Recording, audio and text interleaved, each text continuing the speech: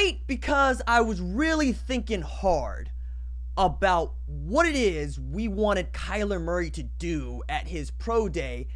And really, I come to the conclusion that Kyler didn't have to do anything at all. He didn't even have to show up to this thing. They could have had their pro day. They could have trotted out Rodney Anderson for interviews, Marquise Brown for interviews, and everybody could have gone home. Would have robbed Carson Meyer of an opportunity to show out. Would have robbed Curtis Bolton of having the best overall day of anybody who decided to show up to this thing and participate. Would have robbed Joel Blumenthal of being the fastest person in the building that day, at least running the 40-yard dash, for which he dropped 4.5. Miles Tees wouldn't have shown everybody he's got 4.5 speed.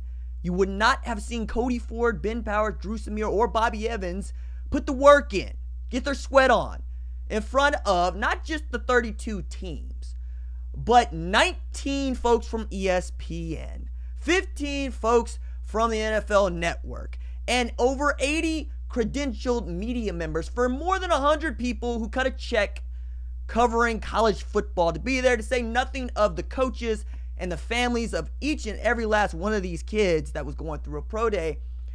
And yeah, you didn't get to see Kyler Murray run his 40, but you didn't get to see him get weighed, or excuse me, you didn't get to see him get height measured for how tall he is. He got weighed. Came at 207. Big whoop. His hand size is still the same that it was a couple weeks ago. Big whoop. But what were you really expecting to see if he dropped a fast 40-yard dash? You really wanted to watch it? You really wanted to watch 4.3 seconds of whatever? You're going to have it on loop? You're going to DVR that? Is that what you wanted out of Kyler Murray? Or did you want to know that the guy could throw the football? If you didn't watch any of OU play last year, and many of the teams that were scouting him at the pro day didn't, yeah, you want to see him throw, and you saw what we all saw. A guy that absolutely knows what he is, how he is, and has an effortless laser of an arm. Anybody that was out in routes with him was catching the ball or had it on them. It was what we just kind of saw, man. We'd seen it when they were coming after him. You thought he was going to look worse with guys running against air? Now, cool for Jim Zorn, who put together a pretty good script. Didn't really have any problem with the throws he chose to make, the throws that everybody wanted to see him make. And I think the real winner out of this, outside of Oklahoma, for which we got millions of dollars of publicity for the University of Oklahoma, for which they ain't going to pay anybody. It's their facility. They put it on. They fronted all the cost. I get all of that. Fine. But what we got was Charleston Rambo was out there catching passes. And for OU fans, that is the most clear signal we have to date, that Rambo is the heir apparent to Marquise Brown. Okay? It also speaks volumes that Kyler Murray trusted Charleston Rambo, a redshirt freshman, to be out there catching passes. And if you watch the on-demand recap video, you'll know Charleston Rambo was allowed to be out there because the American Football Coaches Association, NFL, come up with some guidelines that allow for 5 underclassmen to participate in the pro day to kind of help out with things, and they can petition for more. So if you were eligible for the NFL draft in the next year, you can participate in the pro day. Charleston Rambo is a redshirt freshman, meaning that he will be eligible for the NFL draft next year. Now, you could actually say, why wasn't CeeDee Lamb out there? He's the most clear-cut NFL draft pick in the 2020 class. Have to ask Lincoln, have to ask him. But whatever reason it was, Rambo stepped up, and Rambo looked good. Looked good beside Jarvis Baxter, Geno Lewis, of course, Joel Blumenthal, Carson Meyer, all out catching routes. Don't know why Miles Tees wasn't out there. And that was kind of striking to me. I thought that was a guy that should have been out there catching passes. But all in all, this is the biggest pro day of any pro day in America, which goes to show that, number one, pro day is more important than the combine. Number two, pro day isn't really important at all, which is to say, all of this is whimsy, wazi, fugazi, okay? Guys are going to get drafted based on the needs of a team, not necessarily how good a football player are. That's why these first round and second round grades don't really matter as much to some as they do to others.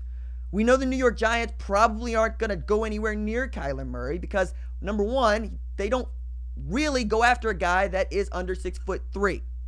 It's just part of George Young's handbook, and they're using it whether it's good or bad. We know that Arizona is, for all intents and purposes, going to draft him. And if they don't, they've done a really good job of telling everybody else they're going to draft him. We know that the Oakland Raiders have basically bought everybody that they're going to on the offensive side of the ball in free agency, and they look to be players in the draft for defensive players. So if Quinnen Williams is around, go get him. Joey Bosa is around, or excuse me, Nick Bosa is around, you go get him, right? Either one of the Bosa guys. I always get them confused, and that's my fault. I need to get better about that.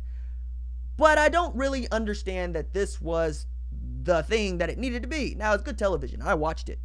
You know, I liked watching Kyler Murray chuckle at Marty Smith, kind of jostling him about what Chuck Casserly had to say about it. But, you know, it is what it is. And at this point, all signs point to Kyler Murray going to the first round, Hollywood probably going to the back of the first round, Cody Ford going toward the back of the first round, and then crapshoot. But we'll see. Let's check chat. See who is in here. Let me see. Turn that off. Jake Small's in here. What's good, fam? I'm happy for Curtis Bolton showing out today. Yep. Kyler Murray is 5'5". All right. Now we got this dude. See, slightly irritated. You already got on my nerves. You're already in timeout. How do you feel about that? How do you feel about that? Okay? Now you can't participate in the chat because you're up here just trolling. And I'm not going to do with trolling today. Matter of fact, I'm done with trolling in general. I mean, if you're coming in here in good faith, cool. Let's have a good time. Offer up a take. Offer up a question. Don't come in here just to root around. I mean, I'm tired of it. I just am. I need to put moderators in this thing. Let's see. John Taylor. What's good, fam? Joe Alexander. Kyler can ball. Yes, he can. Buck Wild Gaming. What is your expectation for Jalen Hurts realistically? Realistically, I expect the guy to compete for the job, win the job, and get Oklahoma into the college football playoff. Now, after that, all bets are off. Because Kyler Murray couldn't win a college football playoff game. Baker Mayfield couldn't win a college football playoff game. And those guys won the Heisman Trophy. But you know who did win a college football playoff game? Jalen Hurts. Now, for all the talk about how he got his job taken away by a freshman in Tua Tagovailoa and how he didn't win the job and Tua was always going to be the guy, the person that got them into the national championship game is Jalen Hurts. And at Oklahoma, that guy hasn't existed. As much as we love Baker, and he is next to sainthood in Norman, and as much as we love Kyler, and he is the best athletically gifted quarterback to ever come out of OU, neither one of those guys won a college football playoff. So if you brought in Jalen Hurts, you brought him in with one task in mind. Oklahoma can win Big 12 championships. It's won 4 straight. Oklahoma can win Heisman trophies. It's won 2 straight.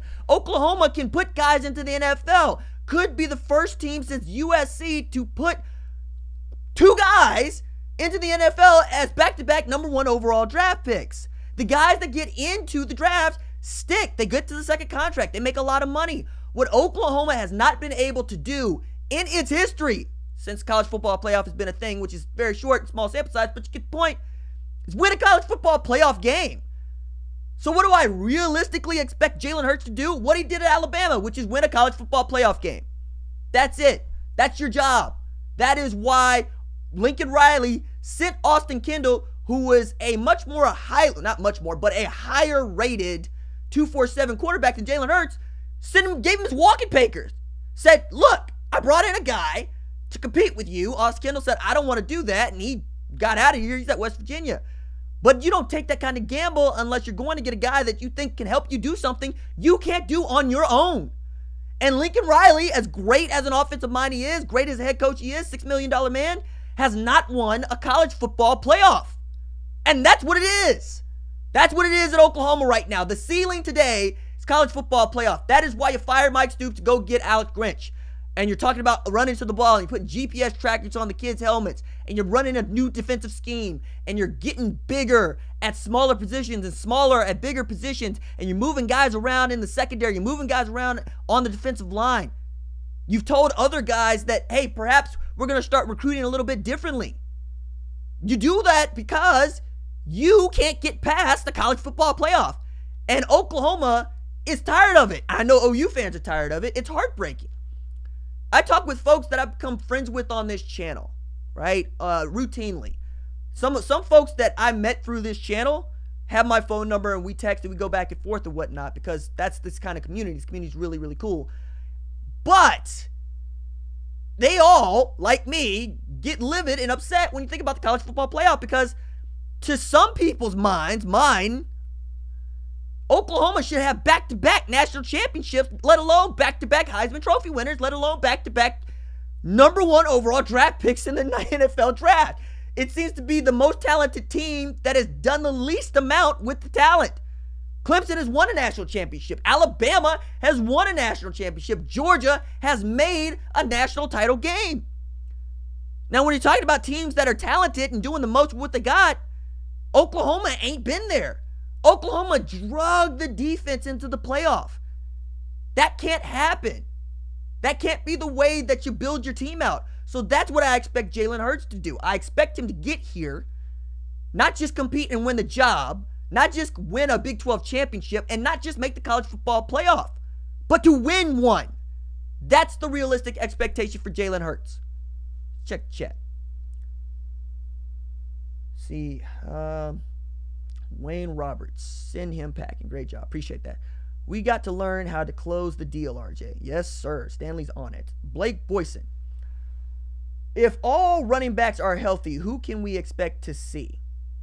Well, all of them. So Trey Sermon, Kennedy Brooks, Ramondre Stevens, Marcus Major, and TJ Pledger. Yeah, all of them. I don't expect anybody to transfer away. Not right now. I just don't, because they would have done it already. I mean, anything is possible, and stuff does happen over the summer. But I don't see an Abdul Adams right now. There probably will be one, and the most likely candidate could be TJ Pledger, but you never know, right? I don't expect the JUCO kid to transfer. I think Ramondre's sticking. Trey Sermon has been Lincoln's favorite back. He's been starting him, and I think that Trey Sermon is a player, but I know that the commentariat fans want to see Kennedy Brooks get the rock because he was a walking first down last year, nearly averaged 10 yards per carry. It kind of circles back to my point about Kyler Murray in that, did you know that Kennedy Brooks and Marcellus Sutton still did not have as many carries as Kyler Murray did last year? Come on, man. For the folks that want to see him run a 40-yard dash, you saw him carry the ball 140 times last season and 207 times over a 3-year career. You don't need to see him run anymore. It's fine. Let's see. What else we got in here? D lineman. Sean Stapleton's got some feelings about Stripling and Hicks. Redmond and Perkins will improve the defensive line. Those are ends. That's my problem there. It's not that those guys aren't players.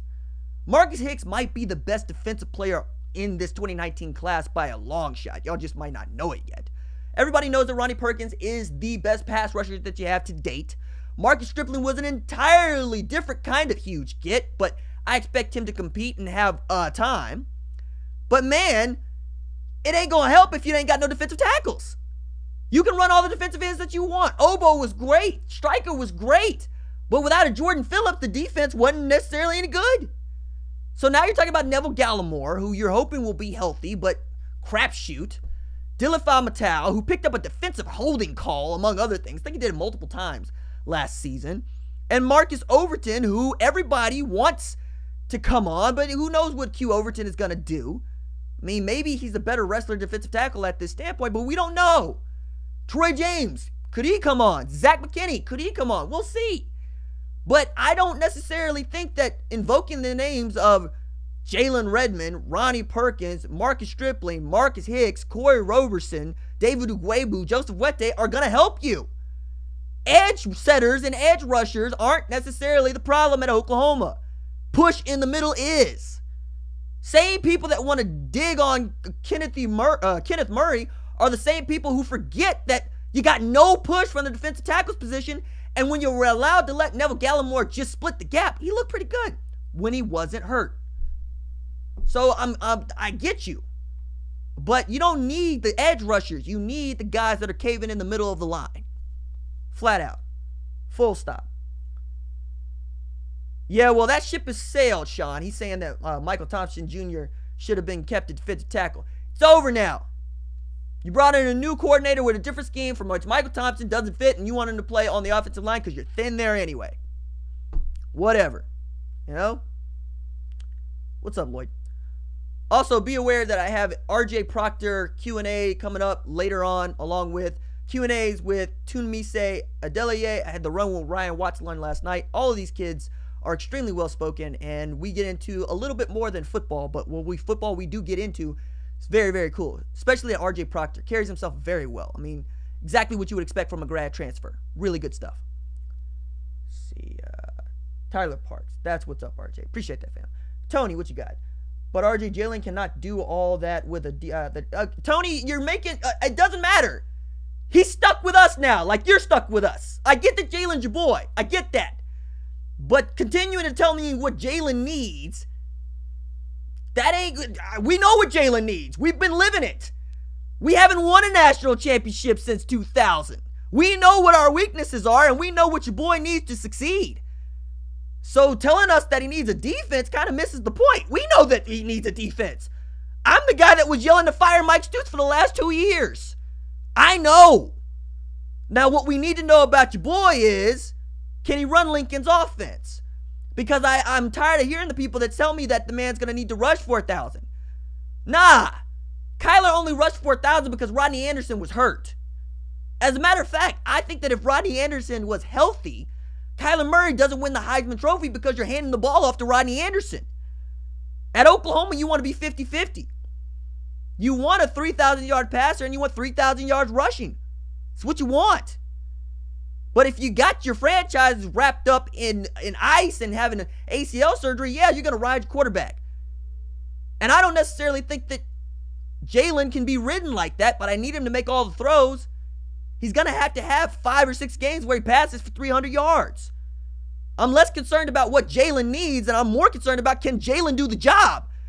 Because you essentially kicked the kid out the door who knows Lincoln's offense backwards and forwards for 3 years straight for a grad transfer from Alabama because he could do what nobody else at Oklahoma has done, which is win a college football playoff. So I get you about him needing a defense, but he better be able to carry his own water as well.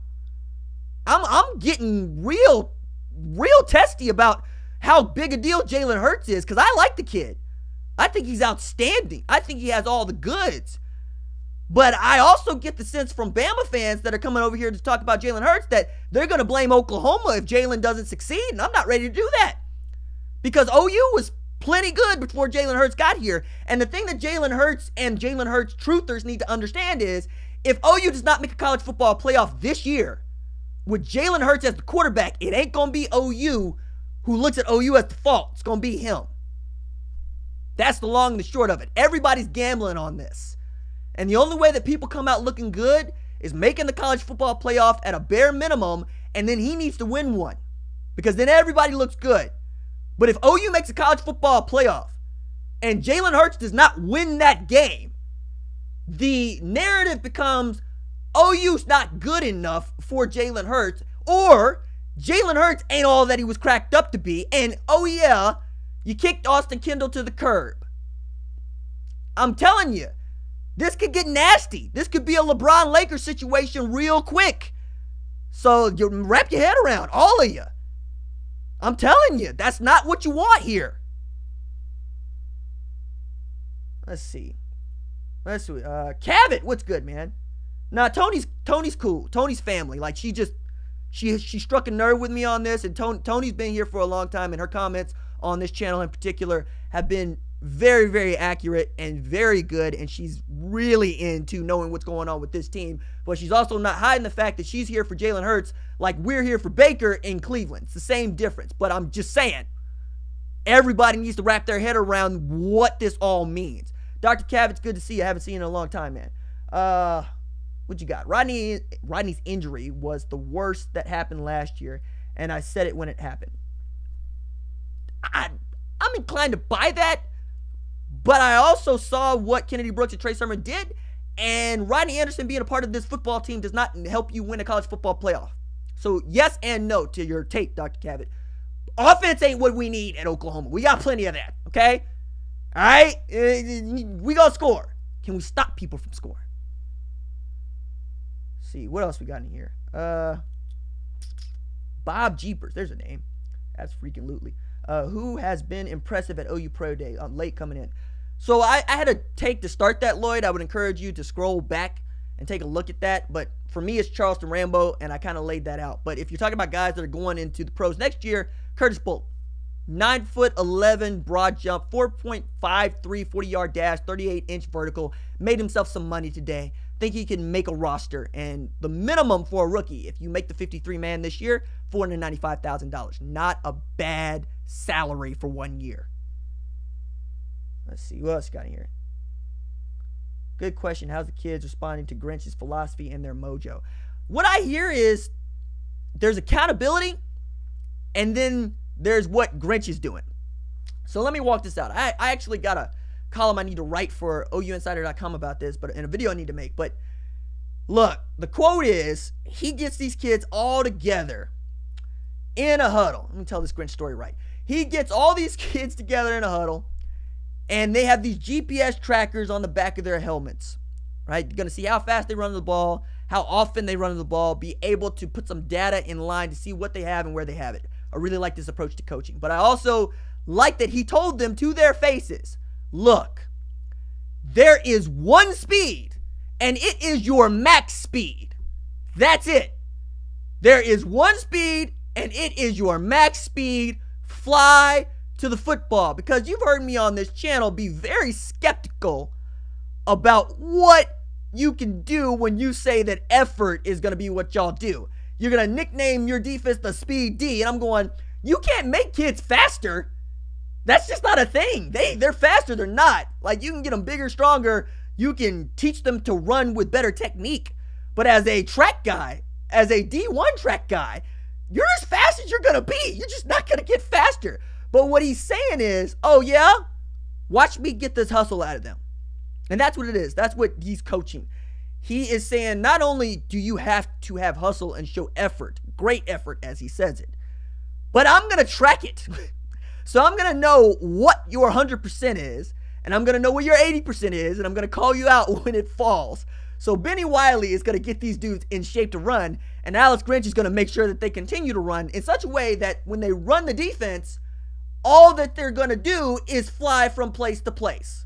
That's the idea of the defense. Again, I like it in theory.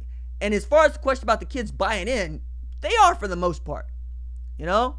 The kids, they like the energy. They like that, to use Ronnie Perkins' quote, Coach Grinch has a screw loose. Cool. That's what you need out of a defensive coordinator. You need a guy with a screw loose. But also you need a guy that cares about the kids and will get over to them that I care about you and coach them the way that they need to be coached, not the way that he likes to coach them. That's the big difference here. All right? You need to be able to coach the kid the way they need to be coached. Every kid cannot be yelled at. You might want to yell at somebody, but you, like I tell everybody, you yell at me, I'm not just going to not listen to what you have to say. I'm probably going to block you because I don't need the negative reinforcement. I got all of that over here. I'm a horrible critic on myself. I make mistakes all the time and I hate it. Ask Laurel when she's in the chat. She'll tell you that I'm insufferable when there's something that's off. Or, for instance, I figured out the volume situation on this channel. For like months, people have been like, yo, man, volume's low. And I'll be like, yeah, I know. I don't know what else to do about it. So I'm going to buy and try all these different things with the money that the patrons and the super chat have provided.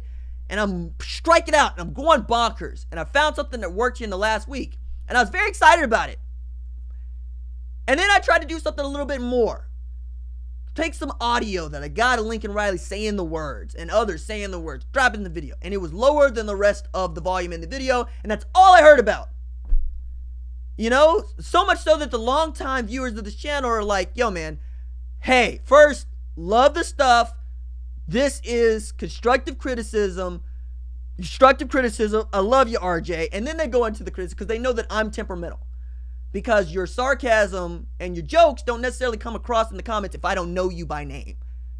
You know, there's people that I know by name in the comments and in the community for which I have some rapport with. And they can make jokes, right? And they can say things that are critical of what I'm doing because I understand their investment in being here. Tony be one of them. But that gets back to defensive coordinators at Oklahoma. Every one of those kids is talented. I think I'm talented. I think I'm good at this. But I need to be coached and criticized in the right way, just like those kids. You could say it's generational. You can say it's a millennial thing or a Generation Z thing. Whatever it is, I'm the labor. They're the labor. And as the managers, you got to be able to get something out of us that can work. Otherwise, we're going to fold. And we're going to go somewhere else. And we're going to do a great job for someone else because they knew exactly what to say to us. You know, Laurel calls it being a thoroughbred. You know, a racehorse. Me, racehorse. Gotta groom me, gotta stroke me, and then I will run all day. I mean, take a look at this channel. You know, y'all don't miss a video. You know, not a day goes by without me uploading, at this point, twice a day. Think about that. You know? Food for thought. See what else we got in here. Tyler Parks. Hurts proved himself at Alabama, and he will have to prove himself here at OU. Facts. True story, 100%. See, Aaron Talley. Who is better, Rattler or Jalen Hurts? Today is Jalen Hurts. Tomorrow it could be Spencer Rattler. By tomorrow, I mean 2020. To get 1 year, Jalen Hurts. You're not going to spoil that by saying, let's start a true freshman quarterback, no matter how good he is. I don't even think that Trevor Lawrence would get sat or would supersede a Jalen Hurts for 1 year. I don't know, man. It's a tough call. And man, Dabo rolled the dice. People don't seem to understand that. Like, he was also the play caller. He rolled the dice. And then, when Kelly Bryant decided that he was done for the season, if Trevor Lawrence got hurt, my goodness, that could have been, again, a very bad scene.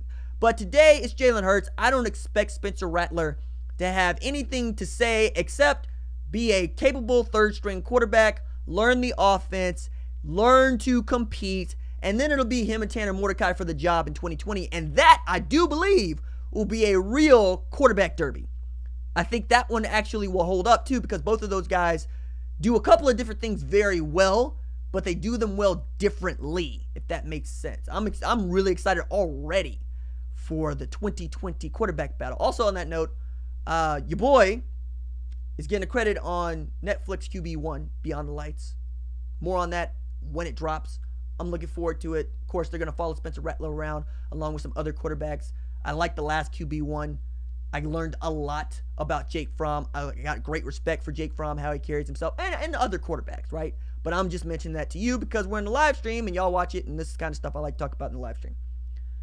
Let's see. Hey, Laurel's in here. See, Saban and Dabo have a screw loose. Lol, we need Riley to loosen his defensive screw. I'll buy that. Let's see. Cabot says, gotta ask it, who fills the H-back role? So, Braden Willis moving over to H-back from the Y, which is that tight end slot receiver position. Big deal. So now you got Braden Willis and Jeremiah Hall back there, which, by the way, means perhaps Jeremiah Hall, maybe Jeremiah Hall pulls a Curtis Bolton and shows us all what he's made of, and then all of a sudden we're like, wow, okay, he is a player.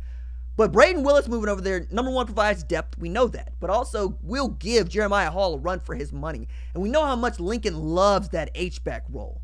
He loves having that Demetri Flowers, that guy that can do all those different things. And the first thing he said about Braden Willis last year after they signed him was, extremely smart kid. One of the smartest kids. We're going to find a way for him to be a part of this football team. He was also heavily recruited by Shane Beamer. Shane Beamer the guys that he's got to come in, Beamer, really smart kids. Joseph Wette is another one of those. I'm hoping to talk with him here in the next few days about what's going on with him and getting ready for getting here in the summer. But that was also Shane Beamer guy. So the guys that he has tagged, the guys that he's brought in have been super high football IQs. But I think Braden Willis is going to compete for Jeremiah Hall for that spot. I would not be shocked to see Braden Willis is the starter at the H-back role. It's a good question, Dr. Cabot. Let's see. What else we got in here? Thomas Watts. How does Grinch use Buki in a way that turns the recruiting tide in California in our favor? I think he's already done that. Jeremiah Cradell was a late get from modern day, right? First kid in a very long time, if not ever, to commit and sign with Oklahoma. Had Darian Green Warren all but locked up and then started recruiting other DBs. And they're like, yo, maybe we need to decommit and start looking around. And I respect that. I made that video. You should go check that out. But I already think that that's starting to you're starting to see that pay dividends with Buki being here. But you also need Buki to be a player. And I don't think it's Buki's fault. to be quite honest with you. You're still asking that kid to play a position that he did not play in high school. I don't think he's a nickel. I don't think he's a strong. He might be a free, but he's definitely a corner. And I would love to see him move back to corner and try to earn the job at corner.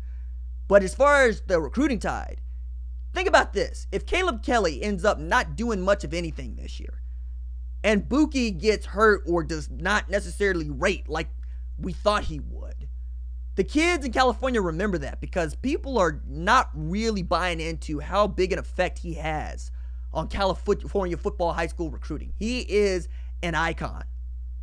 That's who he is out there. You need him to be good. You need him to be good in a hurry. Let's see. Murray didn't throw deep at his pro day. You didn't watch his pro day! Sit down! Let me see. Laura, what's up? Hey, I see you. Let me see. Tony says, but the thing is, Tanner's doing well too. Hey, Austin was doing well too last year. See, Tony, what you don't seem to understand here is we watched Lincoln try to do this last year, and we all bought into it for the most part.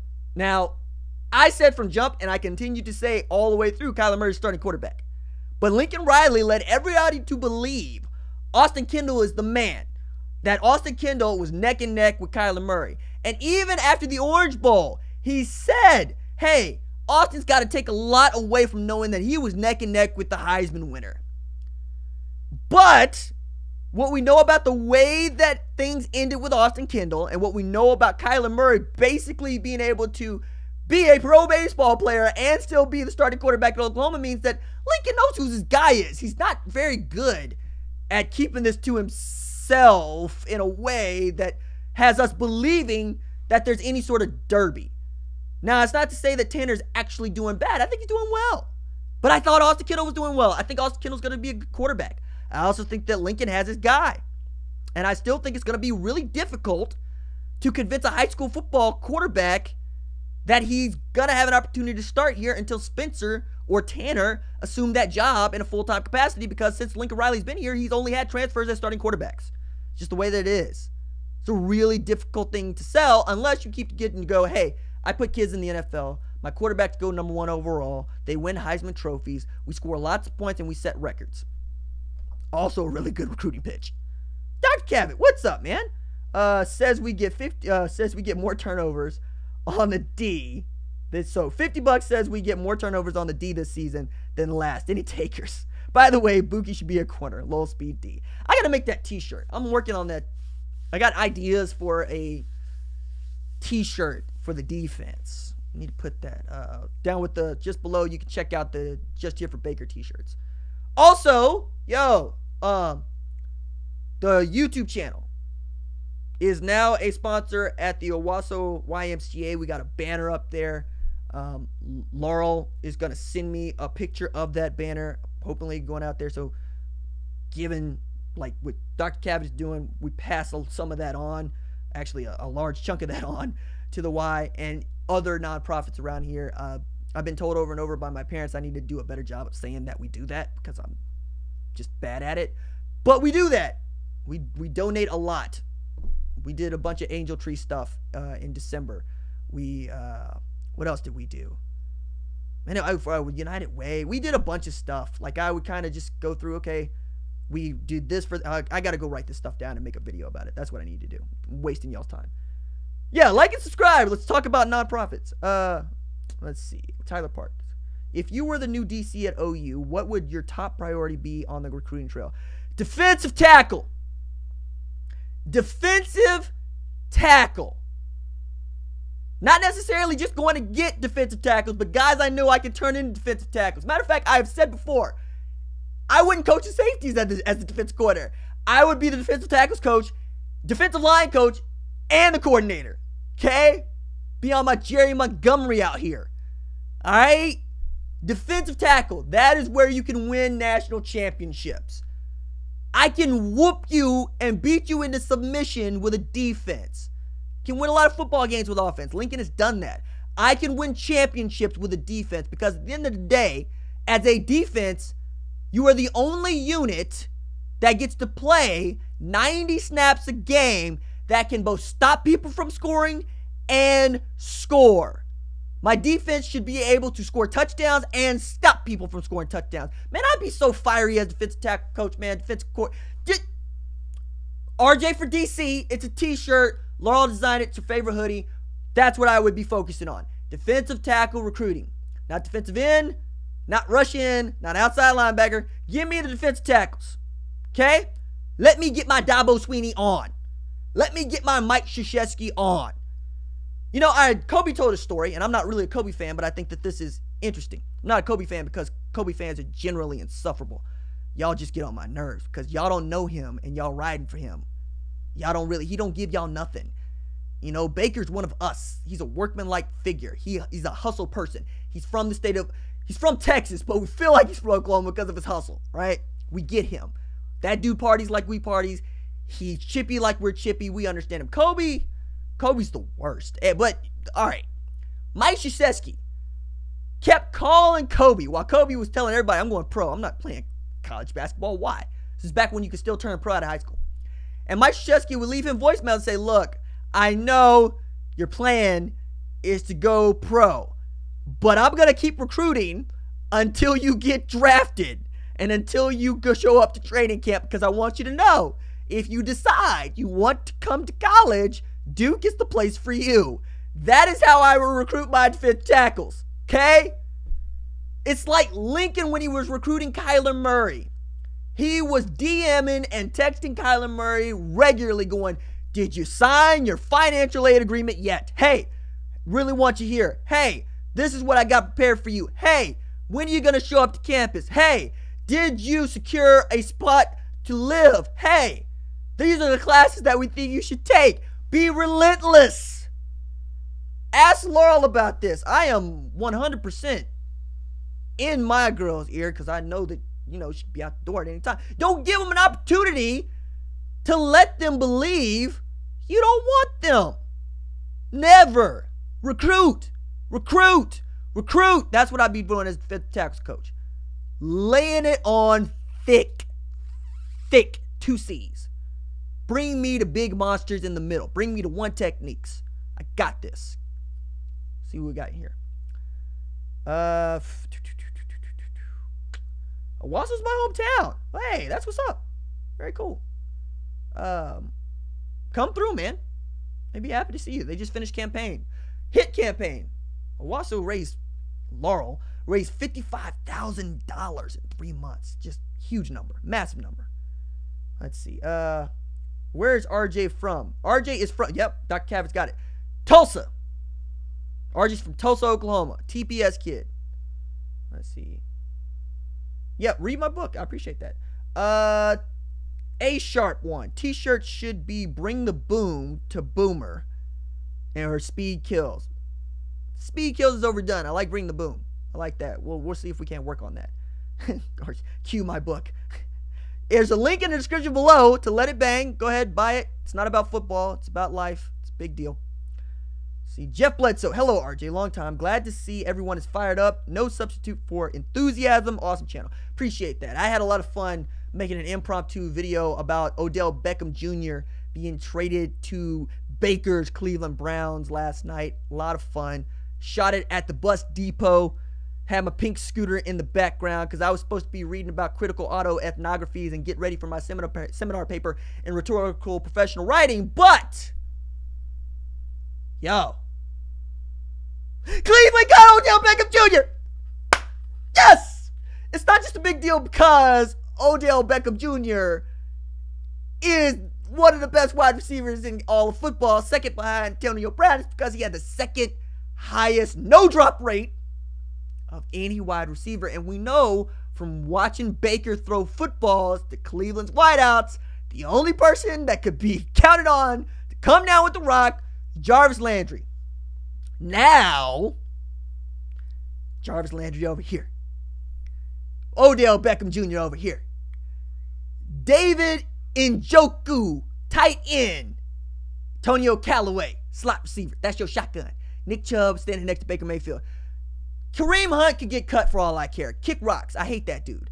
You kicked your girlfriend in the head on camera. You should not have a job in the National Football League. But David Njoku Wakanda, he finna do, man, I'm so excited about Wakanda. That dude is huge, and he's got massive hands, and he's fast. It's a mismatch nightmare, and now you got Odell Beckham Jr. streaking down the sideline, and you got Jarvis Landry as your possession guy. My God, it's finna be Todd Monken's about to have so much fun. And that's another thing I love so much about this Cleveland Browns organization. You got Baker from OU. You got Todd Monken, who spent time as the OC at Oklahoma State and coached my mom's alma mater, Southern Miss. You also got Tyler Tettleton on at quality control assistant. He played high school football at Norman North. Like, it's really cool. It's awesome. I'm excited about it. Clearly. Let's see what we got in here. We got time for just a little bit more. I'm going over. We usually do a half hour for the chat during the off season, but I've been having a good time. That's what happens when you're having a good time. Time flies. Sean Stapleton says, I'm from Moore. Okay, that's what's up. You live in Augusta, Georgia. Ugh. I bet it sucks to be over there during the Masters. Probably a lot of fun, actually. Preseason playoff picks. I'm not giving no preseason playoff picks in March. What do I look like? My picks are so good because I take them so seriously. All right? I was picking at like 81% last year. Okay? I don't play with my picks. I'm not throwing names against the wall. I want to know what the rosters look like before I make my picks. Come see me in August, all right? Let's see. Do you think the Browns will make the playoffs or the Super Bowl? Playoffs, they better. Super Bowl, we'll see. Let's see. What else got in here? Disrespecting Julio Jones. Nah, Julio Jones disrespected himself. I'm sorry. Did you forget that they were up by 3 touchdowns against the New England Patriots? Get the heck out of here. Disrespected Julio Jones. He should have had a Super Bowl ring. Tell me about no dude. Get out of here. See, we'll never forget OBJ's one-handed TD catch against my Cowboys on Monday Night Football. Will we? None of us will. My Cowboys, too, to be quite fair. Man, I'm mad at Jerry Jones.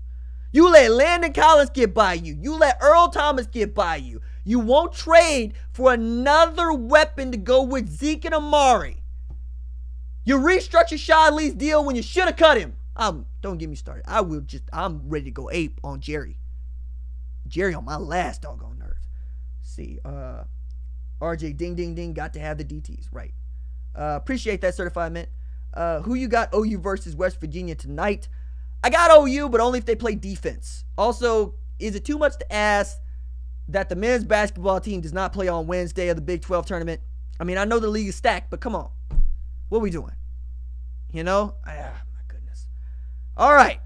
That is going to do it for me. You know what I'm going to do?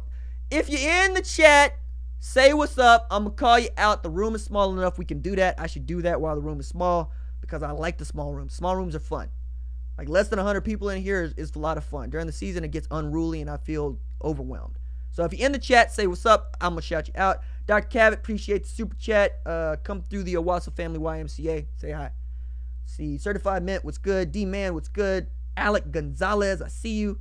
River Kirkland in the house. Aaron Talley. Sean Stapleton, big fan of the channel. Jeff Bledsoe, what's good? Of course, Dr. Kyle Cavett. A Sharp, what's good? Let's see. River Kirkland in the house. Ryan Riddick in the house. What's up, fam? Appreciate that. Laura, I see you. Lloyd Grissom's out. Bud Brady. Deuces. See ya. Tony. See ya. Let me see. Yup. I'll see you, fam. What else we got in here?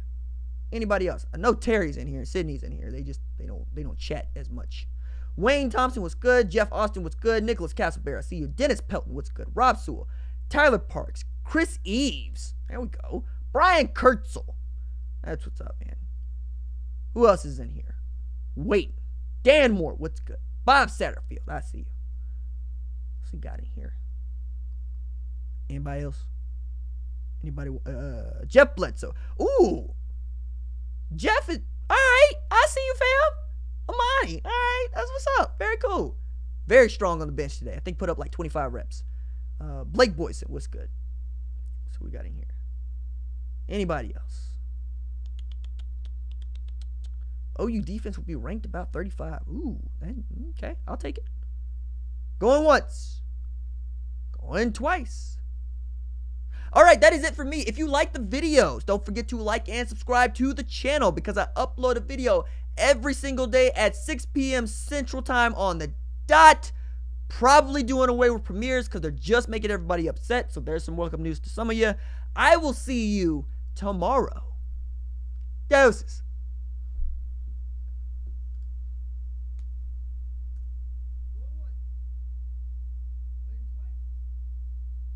Alright, that is it for me. If you like the video,